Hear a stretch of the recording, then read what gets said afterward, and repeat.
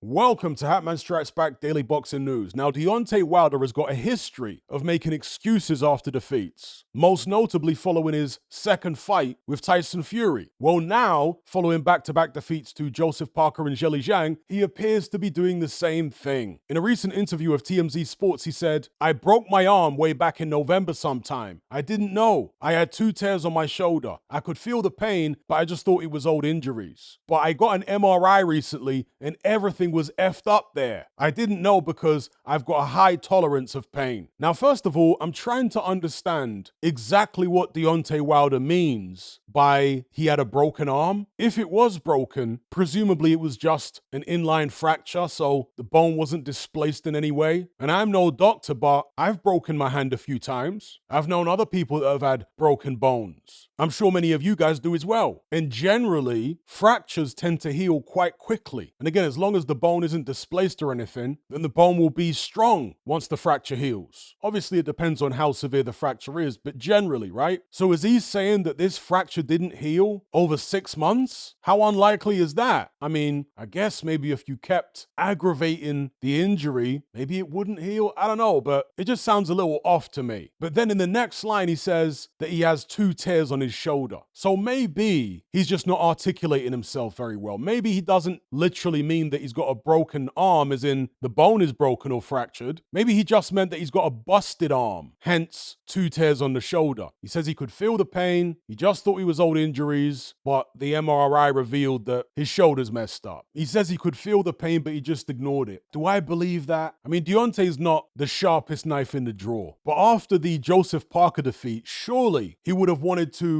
cross all his T's and dot all his I's going into the Zhang fight. Surely you would leave no stone unturned. If you had any niggles, surely you'd go get a scan. At that stage, Deontay's had surgery before, I believe, on his right hand. So he's no stranger to any of that. So why not get checked out before the Zhang fight? There's possibly 2 things going on here. Either Deontay Wilder is trying to convince himself that he wasn't 100% against Parker and Zhang, and therefore rebuild his confidence for a comeback, or he's simply trying to convince the public that he wasn't 100% for those fights in the hope that his fans start believing in him again and therefore buy tickets or buy pay-per-views for his next fight, his comeback fight. Or maybe a bit of both. What I can say is, according to his trainer and friend, Malik Scott, Deontay Wilder is planning to fight on. Now, I've said previously that, in my view, if Deontay Wilder insists on carrying on, and I don't think that's necessarily a good idea, I think he probably should retire, like AJ. But if he insists on carrying on, I think there's only really 3 fights that make sense for him: Dillian Whyte, Anthony Joshua, and Francis Ngannou. Dillian Whyte and Anthony Joshua are probably just as washed up as Deontay is at this point. They're fighters who he's had long-standing rivalries with. They're both guys who at least were pay-per-view fighters, and they've both suffered knockout defeats. So the risk-reward would make sense for Deontay Wilder with AJ or Dillian Whyte, and it would make sense with Francis Ngannou as well. He's maybe not quite as shot-worn as the other 2, but he's advanced in age, and of course he's a complete boxing novice. He got cleaned out in 2 rounds by AJ the last time he was in a boxing ring. Deontay Wilder would likely be paid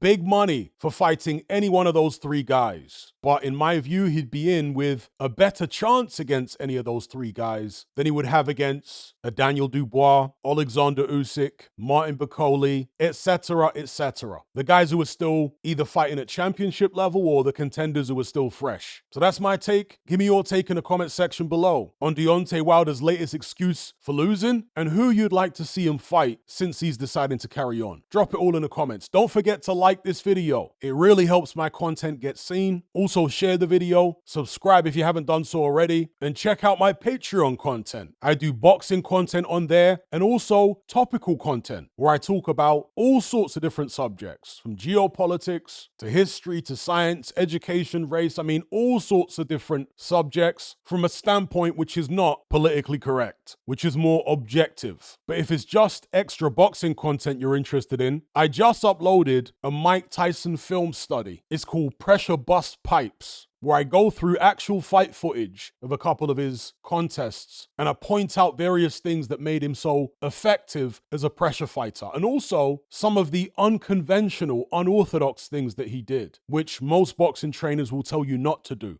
If you want to access this video along with hundreds of hours worth of other exclusive boxing content, as well as our members chat, just head on over to my Patreon page and select the tier called the Boxing Brotherhood. There's no contract, no commitment. You can cancel at any time, just like Netflix, but it's a hell of a lot cheaper. Just download the app from the Play Store or the App Store. All the links are in the description box below. And just a quick money-saving tip for Apple users. If you purchase your Patreon subscription on the desktop site or on Android, then you'll avoid the ridiculous 30% fee that Apple charges for purchases made on the iOS app. So if you're on iPhone or iPad, save yourself some money by buying your subscription on the actual Patreon website or on Android because it's a lot cheaper. Once you've made that initial purchase, you can then use the Patreon app on your iPhone or iPad thereafter to access and enjoy your content as normal.